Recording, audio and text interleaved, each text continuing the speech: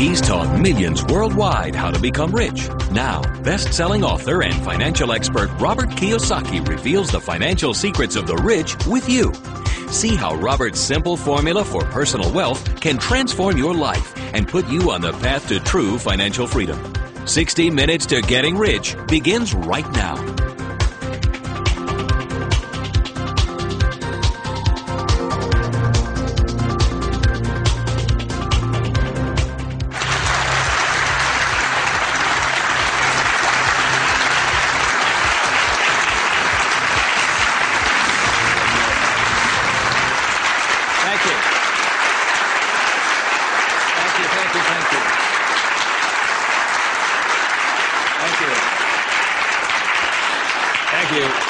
You're very kind. Thank you very much. First of all, thank you for coming here this morning, and some of you came some great distances. I remember that every time I do a talk, I'm always worried that people won't show up, and so my ego couldn't handle the blow. So thank you for showing up, and I'll do my best to be of some value or entertainment today. First of all, how many people have had the chance to read Rich Dad, Poor Dad? Good. Okay, thank you. For those who haven't had a chance to read the book, I'll give you a quick background on the story. Rich Dad, Poor Dad is a true story, and it's based upon my two dads. My real dad was the head of education for the state of Hawaii, a very smart man. He was the boss and things like that when I was in school. And my rich dad was my best friend's father. And my best friend's father was a man who didn't finish school. He dropped out of school at age 13. But ultimately became one of the richest men in the state of Hawaii. Self-made, did it on his own, and stuff like that. So Rich Dad, Poor Dad is a true story of what two fathers tell their two sons, my best friend and I, about the subject of money. And as the the positioning statement of the book says, what the rich teach their kids about money, that the poor and middle class do not. And as we all know, for the most part, we learn very little to nothing about the subject of money in school. And so what we learn about money oftentimes is handed down from parent to child. And those are the ideas that we have relative to the subject of money. So my rich dad was a man who, he was my best friend's father, like I said, when you look at the white sand beaches of Waikiki and the hula girls and the palm trees, my rich dad was the guy that owned the land underneath the hotels. And my poor dad, I call him my poor dad, although he was a high-paid government official, and I do mean high-paid. He made a lot of money. In fact, he made much more money as far as a salary and paycheck goes than my rich dad. And so the story is really what my rich dad taught me as compared to my poor dad. And so what we're going to be going over today are some additional ideas and thoughts and information that may assist you in getting wealthier, easier, quicker. How many people would like to get wealthier, easier, and quicker? Good. Thank you. So in contrasting them, most of us have heard, like my poor dad, very middle-class man, smart man, but he had middle-class ideas when it came to money and values. And he always said, son, our house is an asset, and it's our largest investment. And my rich dad would say, here I'm 9 years old, I go, okay, I got it, Dad, I got it, right? And then I would go over to my rich dad's house, and I would say, my dad just said, our house is an asset and our largest investment. And my rich dad would say, well, that's why your old man's not rich, is because your house is not an asset, and if it's your largest investment, you're in really big trouble. And that's when the contrast that started to hit me. And then my poor dad always said, do you think money grows on trees? And his favorite words were, I'd say, Dad, let's buy this. He goes, I can't afford it. And my rich dad said he forbade his son and I from ever saying the words, I can't afford it. He said, the moment you say you can't afford something, it becomes true. So the power of the spoken word or your thought has the ability to become what you think is real in the world. So if you say, I can't afford something, that becomes your real world or reality. And what my rich dad said instead was, instead of saying I can't afford it, simply say, how can I afford it? Or in school a lot of times, I'd say, hey Dad, guess what, I'm going to be a millionaire. He goes, you can't do that. And my rich dad said, never say you can't do something. Ask yourself, how can I do it?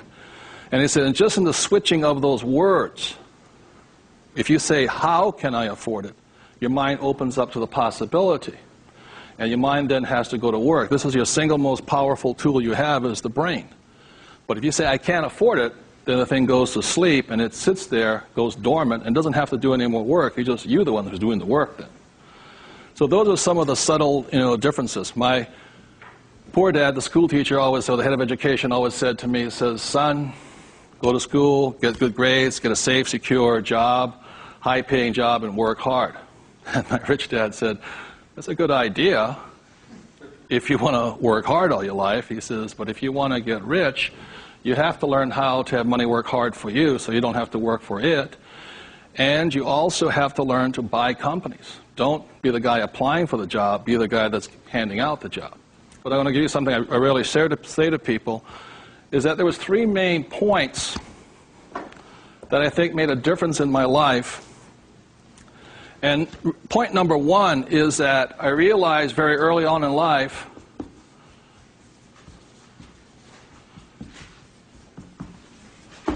money is a what? Idea. It's whatever you think it is. Now, when people say, well, how can I get more money? I say, well, just first change the way you think. Change your ideas. That's the good news. That's all you have to do. I realize when I talk to people about money, I'm slamming straight into their ideas. And, a lot of times with money, there's several subjects you don't talk about at the dinner table: sex, religion, politics, and money, and whatever. And the reason for that is it's a very volatile subject. Whereas in my family, my poor dad, the school teacher family, was, I'm not interested in money. Money is not that important to me. I began to realize that was my poor dad's idea, it was his attitude.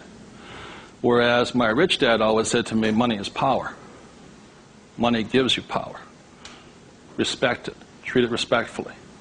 So there's all these different ideas about the subject of money. The thing I hear people say is, I'll never be rich. And that becomes a self-fulfilling prophecy, you see. And that's why money, just as an idea, is so, so powerful. And when I talk to people, I oftentimes ask them, I said, what did your parents tell you about the subject of money? Because that becomes real. If you were told, go to school and get a job, see, many of us may not be in the same profession, but we're following the same path. And most people did not come from families that were rich. In America, less than 1 out of 100 people at age 65 becomes rich. In the richest country in the world. 1 out of 100. 4 become wealthy. I think 56% are dependent upon the government or a pension to take care of them. And they start going downhill. So what I had to do, what I'm going to be talking to you about, is I had to watch my ideas, I had to watch what I said, and I had to watch who was giving me the ideas. Okay? Because they're not the same. Like you go to one doctor and they say, eat a low-fat, high-carbohydrate diet. You go to another doctor, they say, eat a high-fat, low-carbohydrate diet. Somewhere you've got to make your choice. Number 2, the thing that I learned by having 2 dads with their contrasting points of view, I realized this really early on.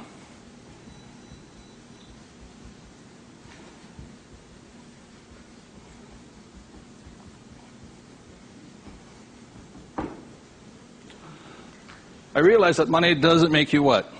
Rich. Because my poor dad made more money than my rich dad. So I think one of the biggest mistakes we've been going into is a lot of times people actually think if I win the lottery, then I'll be rich.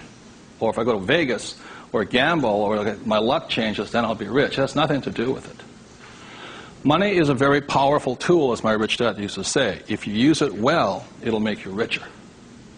If you abuse it, it'll make you poor. So one of the big things that my poor dad made the mistake of saying, he always thought that if he got a pay raise, that would solve his money problems. And the trouble is, every time he got a pay raise, he got bigger problems. So it made him poorer and poorer the more money he made.